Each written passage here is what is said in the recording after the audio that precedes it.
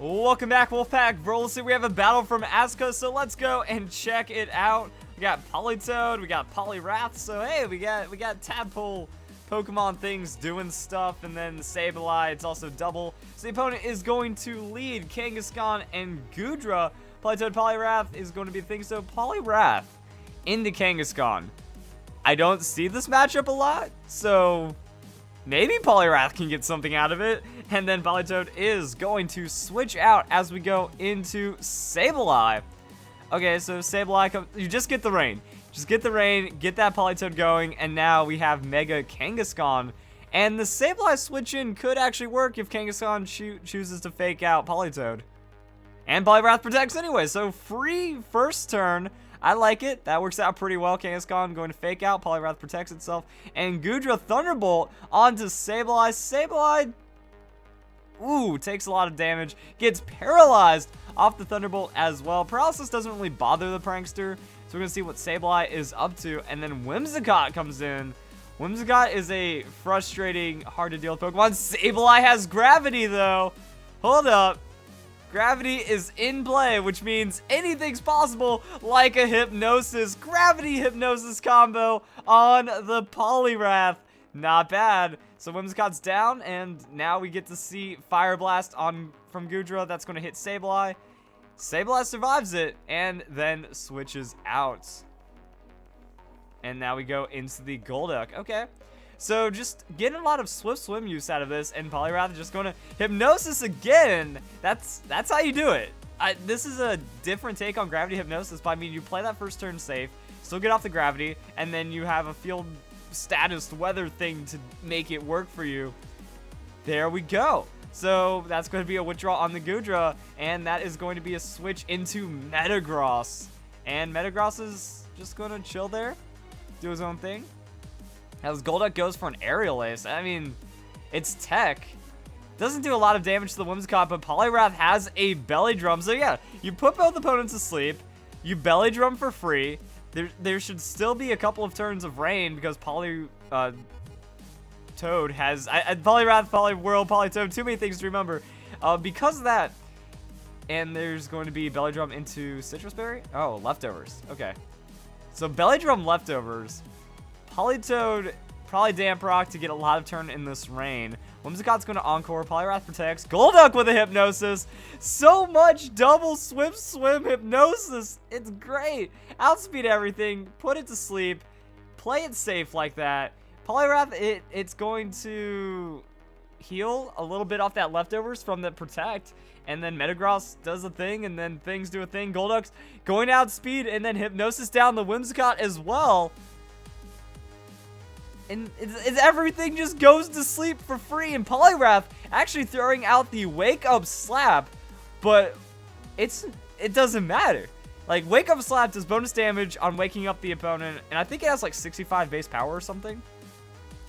And then after the Belly Drum, you're getting Stab, one shot, just nuts is what's happening right here. Gravity's going to return to normal, which means maybe Kangaskhan would have been the better option to bring in, but then you just Protect, Fake Out, and then stuff. Oh, Golduck! It's a physical Golduck because it just psyched up the Belly Drum, and then Wake Up Slap is going to be enough to one-shot the Goodra. Golduck can then next turn just Aerial Ace the Whimsicott. Whimsicott's gone. Poliwrath can Protect against Kangaskhan, and since Gravity Return to normal, Hypnosis isn't as good of a play, but it doesn't matter. You already have your sweep in, and that's weird. Okay. Kangaskhan throws out the Sucker Punch. Sucker Punch going to connect on the Poliwrath, but Poliwrath survives it. Not very effective. And then Golduck Aerial Ace. I guess Poliwrath just faced it. It is like, alright, something's getting faked out. You know, don't risk the Golduck getting faked out while you Protect, and then Fake Out doesn't, like, then you just lose a turn. So something's going to die. And then Wake Up Slap is enough to... Wake Up Slap for the win. KOs for days. I gotta double check this one right as I go and search a new code. So I'll be right back. All right, so we have another battle. This time looking like, oh my goodness, I love you, Azka. You're bringing back, you're keeping the Gravity Hypnosis dream alive. And this is like traditional gravity hypnosis, which is pretty awesome. And there's the wake up slap. So actually 70 base power. I guess I thought 65 because in Generation 6 it was upgraded from 60 to 70. And for some reason I averaged it in my brain. Something like that. But yeah, Generation 4 and 5, wake up slap deals damage and will have double power on a target that's sleeping. It will also wake that target up. It doesn't matter if they're dead is pretty much what's coming out of this. And then also we go into like Poliwrath and stuff. It's how much damage does Poliwrath do? Because I'm wondering, that's a 140 base power move that then gets stabbed. So even without the belly drum, could do enough. Like that would probably just be scary against Kangaskhan anyways. Did get a buff in the 6th generation, so Poliwrath actually looking a little strong as well. That Generation 1 through 5, 85 attack, but then 95 attack in that 6th generation. That was one weird thing that I would actually talk about maybe on a different day, but we have battles to watch. Because I wanted to talk about it maybe because we saw a lot of Pokemon get a buff in the 6th generation from the 1st generation. Now we have Alolan forms instead. So obviously 10 stat points isn't going to make or break a Pokemon, but it definitely is quality of life improvements. So that's going to be Superior Bayonet. And then Crobat does the thing. Superior is going to be withdrawn, doesn't want to eat a cross poison immediately. And then Feraligatr comes in. So Sheer Force probably going to be a thing. But none of it matters. Like, gravity happens, then hypnosis happens, and then you win. And that's why I love this. Also, the reason why this works is because Inner Focus makes it to where you can't get faked out, and then Stabilize a ghost type, so you can't get faked out. And then gravity doubles accuracy. I don't remember if it doubles or if it's like a very high accuracy increase. Either way, it makes it to where hypnosis cannot miss. And then Crobat's like the fastest hypnosis Pokemon, so you just put everything to sleep. And then I guess you put everything to sleep, you bring Poliwrath in to kind of finish up, and then you psych up the belly drum, and then you deal with ghost-type Pokemon. The strategy just works that way, apparently. And that is going to be Bayonet, Sleep, Sableye, switching out, and now we get to go into Poliwrath. So no rain. I wonder if Poliwrath is going to bring its... Oh, wow! That is very unfortunate.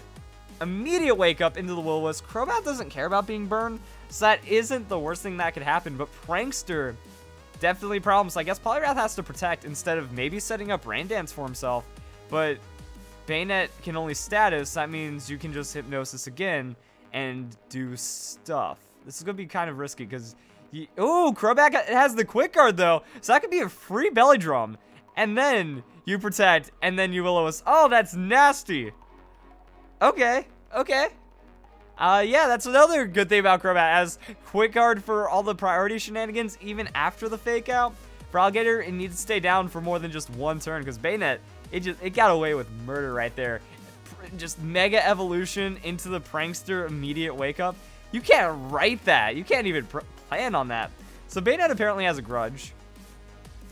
Doesn't like things not going its way. Crobat's going to Hypnosis, and I guess Grudge isn't really too much of a problem in this situation, but man, that was bold. Poliwrath, just not even go for the protect, just straight wake up slap into the one-hit KO on the Feraligatr.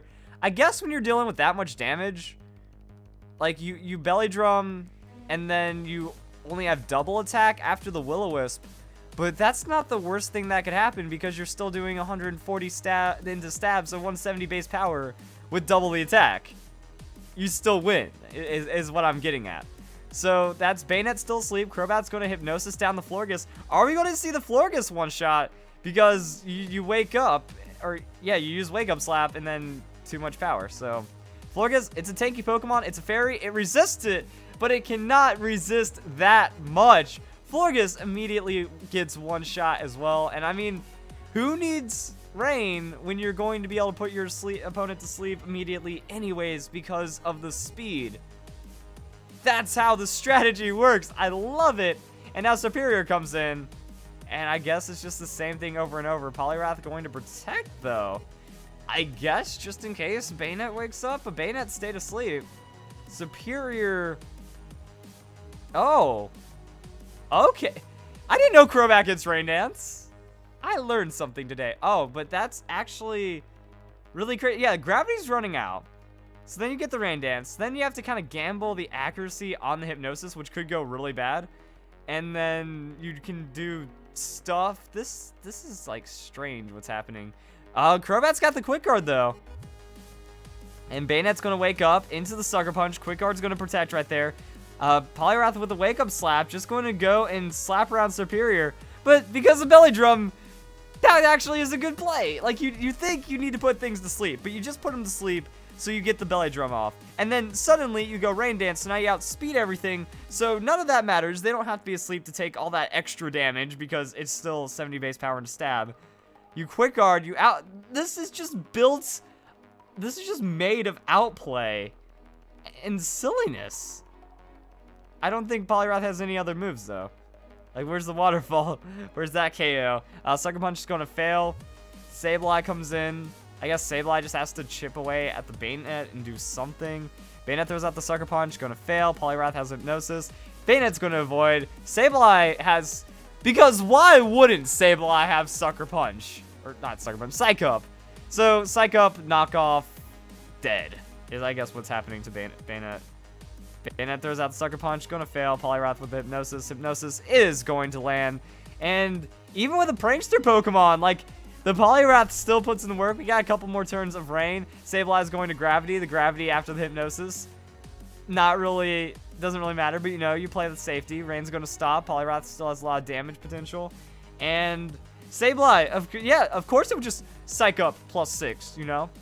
You know, that's how it works. Everyone's got Psych Up. Everyone covers for themselves. Sableye doesn't even got the knockoff. It's going to Shadow Sneak. I mean, +6 Shadow. It's game. Oh, my goodness. What do you even say about that? What do you even say about that? It's the Gravity Hypnosis, but better. And then it does so much damage, and then you think it needs to be an asleep Pokemon for the Wake Up Slap, but it doesn't need to be a sleep Pokemon, because it's got the Belly Drum, and Poliwrath actually was useful, because Swift Swim does things, and that's the battle. Okay. You guys enjoy the video, and I'll see you guys in the next Fan Friday battle. Yeah.